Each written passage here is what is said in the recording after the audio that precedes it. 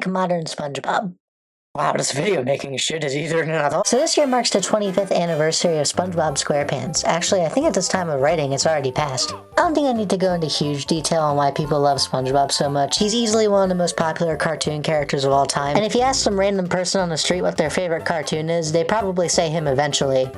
Followed by, why the fuck are you asking me that question? I'm just some random person on the street, leave me alone. But when people say they love SpongeBob, usually there's a big asterisk next to that. Because when people say they love SpongeBob, the show that's been going on for 14 seasons at this point, usually they only mean the first 3 seasons. Now, if you're not super familiar with SpongeBob's production history, a lot of fans separate the different seasons of the show by ages. The Golden Age is seasons 1 to 3 before the SpongeBob movie came out. The movie's usually even included too. Season 4 kind of sits in this limbo between the Golden Age and the middle seasons. I think there are definitely some episodes in this season that are on par with the Golden Age. In fact, I think some of them were even intended for season 3. But then there are some episodes in season 4 where you could definitely tell they were running out of steam a little bit. And you get to season 5, which is generally considered where the middle season started. This is probably the most infamous era of the show because there's a lot of stinkers from this era. After season 3, Stephen Hillenburg, the show's creator, stepped down from his position on the show as showrunner and passed it to Paul Tibbitt instead. Now, unfortunately, Hillenburg passed away in 2018, but I asked that you remember him for this video because he will be very important later. Now, this is going to be a little weird to explain, but bear with me. Season 9 is both the end of the mid-seasons and the start of the topic of this video, which is the modern era of SpongeBob. This is because the second SpongeBob movie, Sponge Out of Water, came out during season 9. And I think if you watch the season from beginning to end, you can definitely tell there was a shift in production in between it. There's a very good reason for this, because in 2015, Paul Tibbitt stepped down and was succeeded by both Vincent Waller and Mark Ciccarelli as showrunners. This means that, ironically, the era of the show known as modern SpongeBob is almost a decade old.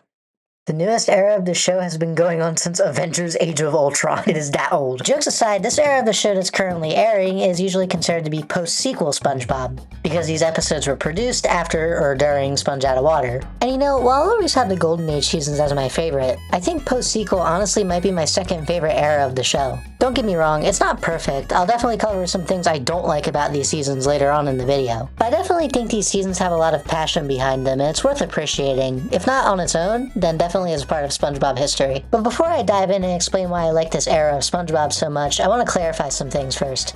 First, I'm not going to be covering the spin-offs in this video. Those are Camp Coral and The Patrick Star Show. I might bring them up a few times if necessary, but I generally consider them to be their own thing. And despite the overlap in staff, they generally tend to go in their own direction. So, main show only here. Second, this is not a defense video to people who hate modern SpongeBob, barring one important detail that I'll probably get to later. Most people consider the Golden Age seasons to be the best seasons of the show, and I agree. I'm not here to dispute that. However, most people watched these seasons when they were a little baby bungus. Including me. A lot of people my age don't regularly watch post-sequel SpongeBob and tend to stick with what they know, which is completely fair. What isn't fair is when a random clip from modern SpongeBob pops up on social media, and because of nostalgia goggles and it being out of context, people tend to react with something like this. SpongeBob's pineapple can't talk, you can't rewrite history. Don't get me wrong, I don't think post-sequel is free from criticism, far from it. But defending the current era of the show against people with nostalgia goggles on is an impossible task. I think the worst outcome of this whole thing though is when people act like post-sequel SpongeBob is disrespectful to Stephen Hillenburg in any way, which is both extremely untrue and extremely disrespectful. The last episode Stephen Hillenburg worked on was Pineapple RV, which is a season 12 episode. There's a lot of misinformation about Hillenburg's vision for the show and what he approved, a lot of which was debunked by Vincent Waller, though later he did delete those tweets. So the fact that people put words into his mouth to discredit people that probably knew him better than any of them is just kinda...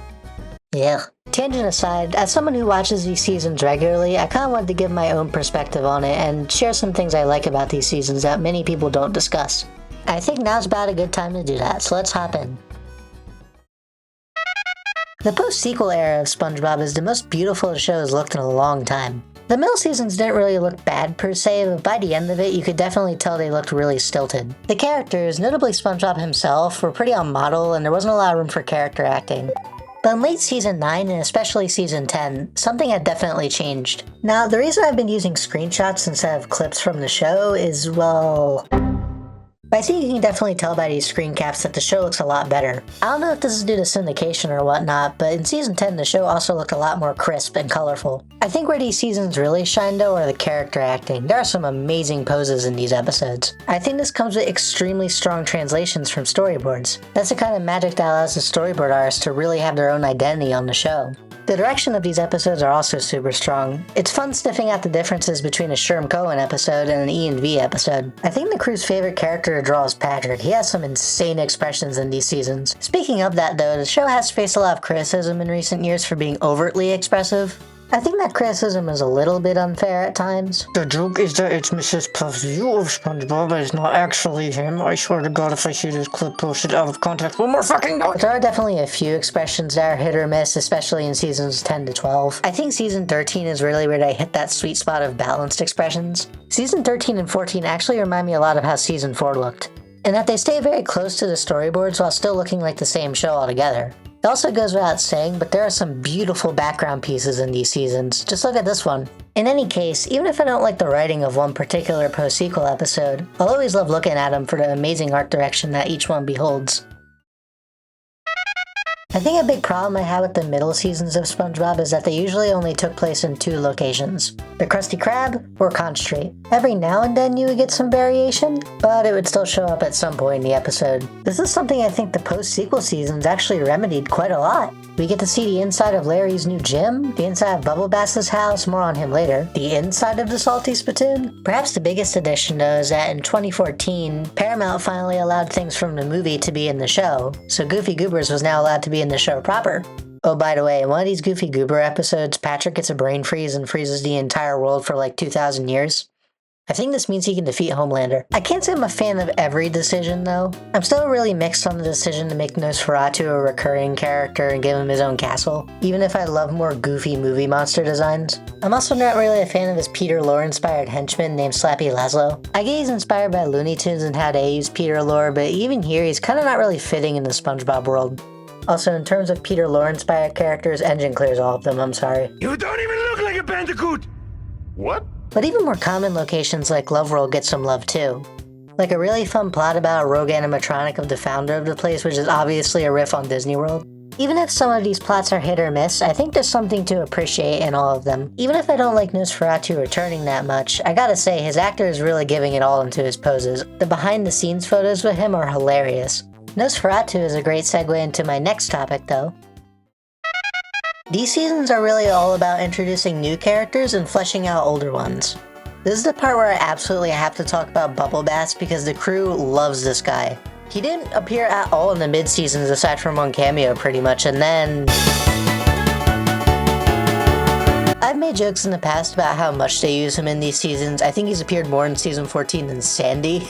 What an insane world we live in. But at the same time, I kinda like the direction they've taken with him. Bubble Bass was always part of the annoying nerd trope, so why don't we take that aspect of him and tone it up sevenfold? As much as I love Plankton episodes, I think the crew realized they needed something more different for a villain character.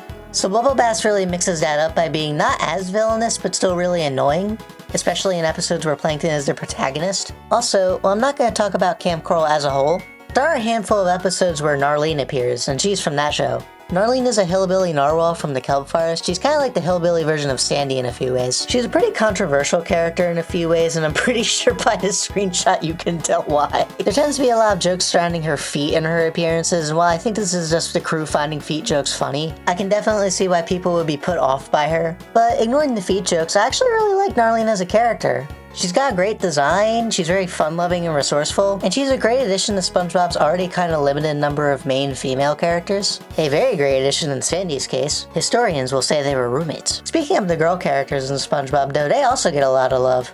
The main guys in SpongeBob are always seen together, so why don't we do the same for the girls? Gal Pals may seem like kind of a random pairing at first, but these characters' relationships are already so intertwined that it's kind of a genius idea, honestly. These seasons have also pretty much made it canon that Mr. Krabs and Mrs. Puff are a thing.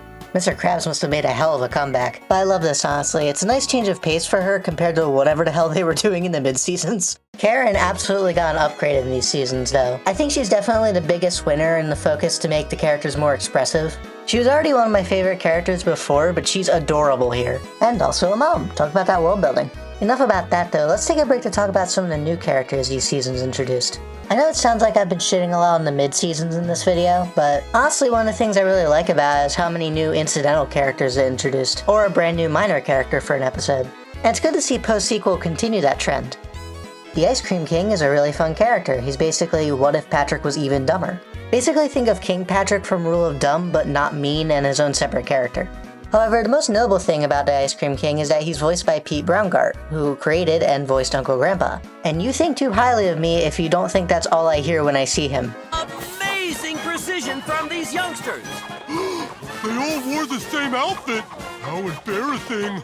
There's also Rube Goldfish, a reporter fish who's always trying to get the scoop on what's new in Bikini Bottom, and when he does, he'll think it's amazing. I like Rube's design a lot, honestly. He brings to mind some of Aaron Springer's designs from the mid-seasons. And despite appearing in multiple episodes, I think they know how to balance him well so that he doesn't become an overused joke. Also, because I've used images from this episode a lot, this character is named Susie Groove and she appears in Tango Tangle. Despite only appearing in one episode, she really blew up on the internet for some reason. Gee, I wonder why. I definitely think some characters have been hit or miss though. There's a new minor character named Lady Upturn and her entire joke is that she's rich and she gets offended by everything. While she offers some good locations to use, I don't think she's a very interesting character and she's kinda one note. It's too bad SpongeBob doesn't have an already pre-established rich character that's more fleshed out and more funny.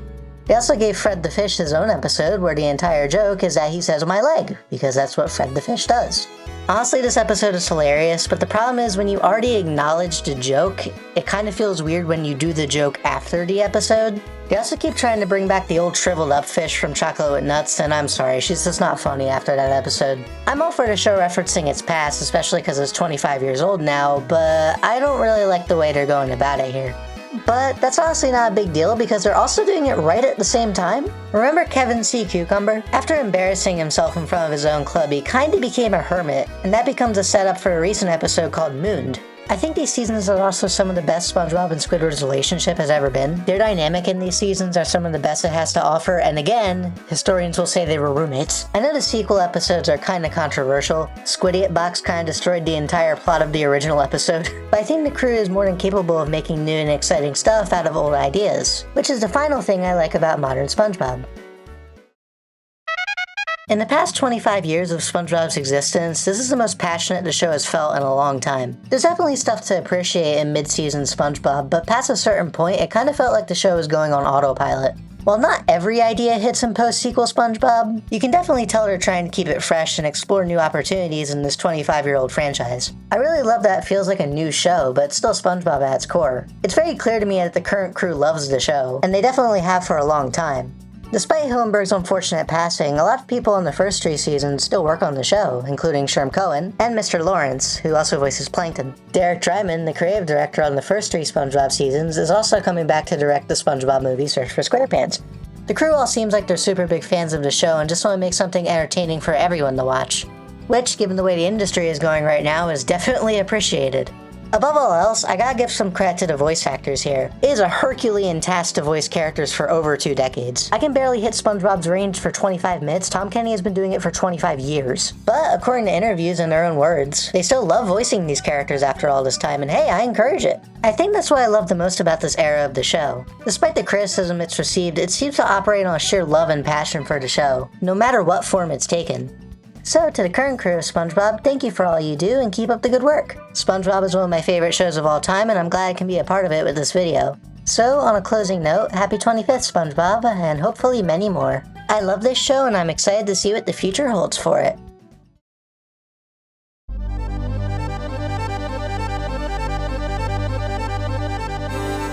Thank you for watching this video. I apologize for how echoey my mic is. I'm going to try and get that fixed within the next few videos. But nonetheless, I definitely appreciate that you stuck around till the end. So if you like content like this, feel free to stick around for the next video, like and subscribe, do whatever you want, and I'll see you next time.